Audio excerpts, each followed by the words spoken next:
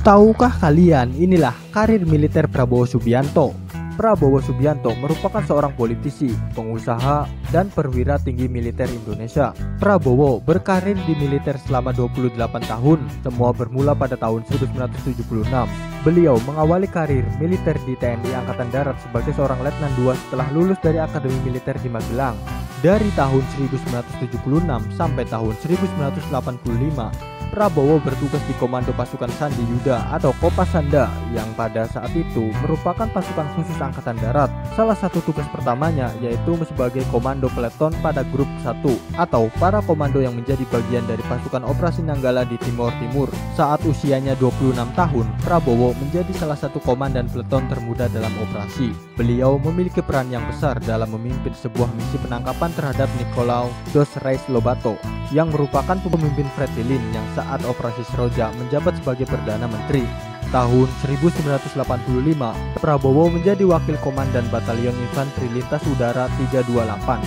Tahun 1991, Prabowo menjabat sebagai Kepala Staf Brigade Infanteri Lintas Udara 17 yang bermarkas di Cijantung. Tahun 1993, Prabowo kembali ke pasukan khusus yang kini diberi nama Komando Pasukan Khusus atau Kopassus. Prabowo diangkat menjadi komandan Grup 3 atau Sandi Yuda, yaitu salah satu komando kontra insurgensi Kopassus. Seterusnya, Prabowo menjabat sebagai wakil komandan komando di bawah kepemimpinan Brigadir Jenderal Agung Gumelar dan Brigadir Jenderal Subagio Hadi Siswoyo.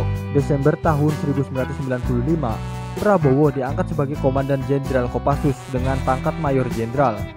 Salah satu tugas pertamanya adalah operasi pembebasan Sandera Mapenduma tanggal 20 Maret 1998. Prabowo diangkat menjadi Panglima Komando Cadangan Strategis Angkatan Darat dengan jabatan yang pernah disandang ayah mertuanya. Prabowo membawahi sekitar 11.000 pasukan cadangan ABRI.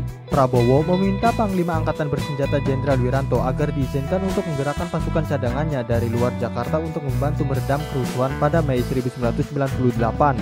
Meskipun pada akhirnya permintaan tersebut ditolak oleh Wiranto. Prabowo diduga menerbangkan ratusan orang yang telah dilatih oleh unit Kopassus di pengawasannya Timor Leste dari Dili menuju Yogyakarta dan kemudian menuju Jakarta dengan menggunakan kereta api. Pada tanggal 14 Mei, Prabowo bertemu dengan beberapa penggerak reformasi seperti Adnan Buyung Nasution dan Bambang Wijoyanto untuk mendiskusikan situasi yang tengah memanas. Pada tanggal 21 Mei 1998, Presiden Soeharto mengumumkan pengunduran dirinya dan digantikan oleh Habibie yang langsung dilantik pada hari yang sama. Siang harinya, Prabowo menemui Habibie dan memintanya agar menunjuk Prabowo sebagai Panglima ABRI menggantikan posisi Wiranto. Tetapi, Habibie memberhentikan Prabowo dari jabatannya sebagai Panglima Kostrad. Prabowo menemui Soeharto setelah diberhentikan dari jabatannya. Akan tetapi, ayah mertuanya Prabowo itu tidak mendukungnya. Akhirnya Prabowo mendapatkan penugasan sebagai komandan Sekolah Staf dan Komando ABRI di Bandung, menggantikan Letnan Jenderal Ari J. Kumaat. Pada tanggal 14 Juli 1998, Panglima ABRI membentuk Dewan Kehormatan Perwira yang diketuai oleh Jenderal Subagio Hadi Siswoyo bersama 6 orang Letnan Jenderal lainnya, yaitu Fahrul Razi, Wakil Ketua, Jamari Kaniago, Sekretaris, Ari J. Kumaat, Agung Gumelar, Susilo Bambang Yudhoyono, dan Yusuf Kartanegara. Dewan ini memeriksa Prabowo dalam 7 butir tuduhan. Salah satunya adalah sengaja melakukan kesalahan dalam analisis tugas, melaksanakan dan mengendalikan operasi dalam rangka stabilitas nasional yang bukan menjadi kewenangannya, tetapi menjadi wewenang Pangap, tidak melibatkan staf organik dalam prosedur staf, pengendalian dan pengawasan, dan sering keluar negeri tanpa izin dari Kasat ataupun Pangap. Selama persidangan berlangsung, Prabowo mengklaim dirinya sebagai seorang tawanan perang yang dilindungi oleh Konvensi Jenewa dan kerap menggunakan haknya untuk tidak bicara, sehingga membuat frustasi para anggota dewan yang sudah harus memakai rompi anti peluru. Prabowo diadili berdasarkan Kitab Undang-Undang Hukum Pidana dan Kitab Undang-Undang Hukum Pidana Militer.